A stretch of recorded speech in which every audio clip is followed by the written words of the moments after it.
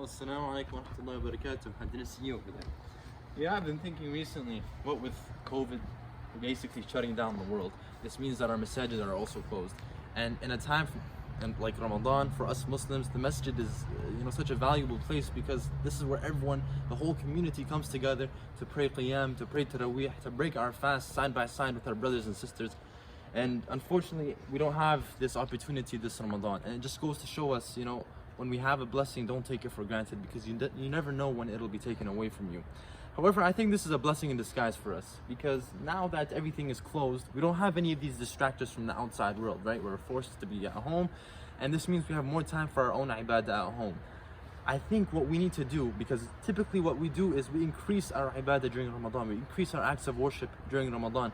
What we need to do, because now we have even more time at home, is not only increase our acts of worship, but increase the quality of this worship, right? So instead of praying 20 rak'at and not really being so focused during the taraweeh time, let's actually try and make an extra effort to have that extra focus, to have that khushu', to have that taqwa in our hearts, that Allah subhanahu wa ta'ala is watching us, and we're doing this for the sake of Allah. And Allah subhanahu wa ta'ala is the most beautiful, and it's like we should enjoy praying these 20 rak'ats, right? The same thing, for example, when you're reading Quran, right? Instead of just reading a full page and not really understanding the meaning behind it, the story behind it, let's actually read a page of Quran and understand what's the meaning behind this ayah, right? This ayah was revealed at this time, at this place. Why was it revealed?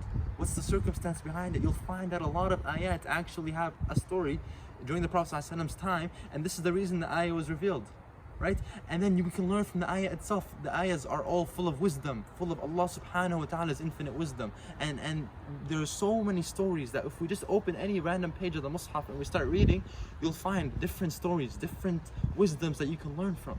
So instead of just reading Quran for the sake of reading it, let's read Quran for the sake of learning it and understanding it. And inshallah we can apply this to other things, like for example when you're doing your adhkar, right? Okay, I'm doing a dhikr.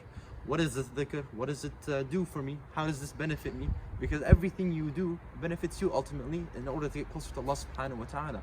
So I ask Allah subhanahu wa ta'ala, because He gave us this extra time, to allow us to take advantage of this time and not allow us to make it go to waste. I ask Allah subhanahu wa ta'ala to make us from amongst those that use this Ramadan to get closer to Him and understand our acts of worship and understand what we read and what we pray and what we say, so that we can truly realize how great Allah subhanahu wa ta'ala is and get closer to Him and benefit from this Ramadan. Thank you all for listening. Assalamu alaikum wa rahmatullahi wa barakatuh.